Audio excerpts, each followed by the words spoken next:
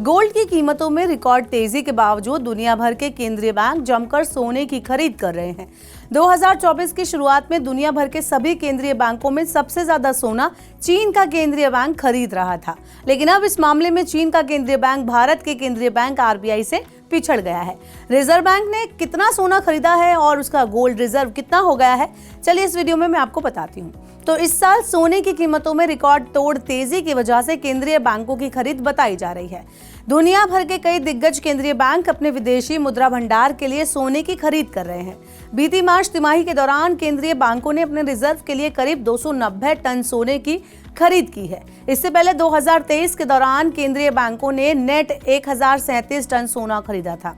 केंद्रीय बैंक इस गोल्ड खरीद में पिछले साल तक सबसे ज्यादा योगदान चीन के केंद्रीय बैंक का था। इस साल जनवरी और फरवरी के दौरान भी उसकी खरीद अन्य केंद्रीय बैंकों के मुकाबले ज्यादा थी, लेकिन अब गोल्ड खरीदने के मामले में भारत का केंद्रीय बैंक यानी आरबीआई चाइना के केंद्रीय बैंक से आगे निकल गया है।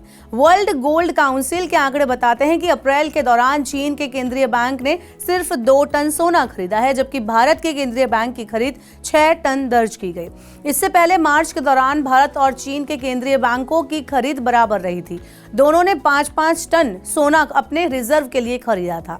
भारत के केंद्रीय बैंक आरबीआई ने 2023 के दौरान पूरे साल जितने सोने की खरीद की थी, उससे करीब 1.5 गुना ज्यादा खरीद इस साल 4 महीने में ही हो गई है। 2023 में पूरे साल आरबीआई ने अपने विदेशी मुद्रा भंडार के लिए सिर्फ 16 टन सोना खरीदा था और इस साल जनवरी से अप्रैल के दौरान 25 टन सोने की खरीद की है।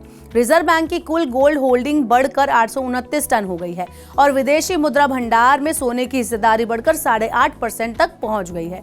हालांकि इस खरीद के बावजूद कुछ गोल्ड होल्डिंग के मामले में भारत का केंद्रीय बैंक चीन से बहुत पीछे है। चीन के केंद्रीय बैंक की कुल गोल्ड होल्डिंग 2262 टन है।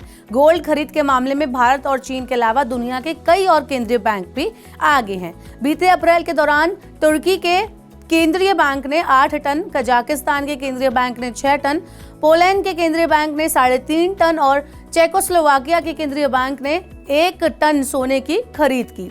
संभावना है कि केंद्रीय बैंकों की गोल्ड खरीद का ये सिलसिला आगे भी बना रह सकता है, जिससे सोने के भाव को सहारा मिलने की उम्मीद है। तो आपका क्या कहना है हमें कमेंट बॉक्स में जरूर बताएं और ऐसे ही और वीडियोस के लिए देखते रहिए मनी 9 और हाँ, हमारे YouTube चैनल को सब्सक्राइब करना ना भूलें।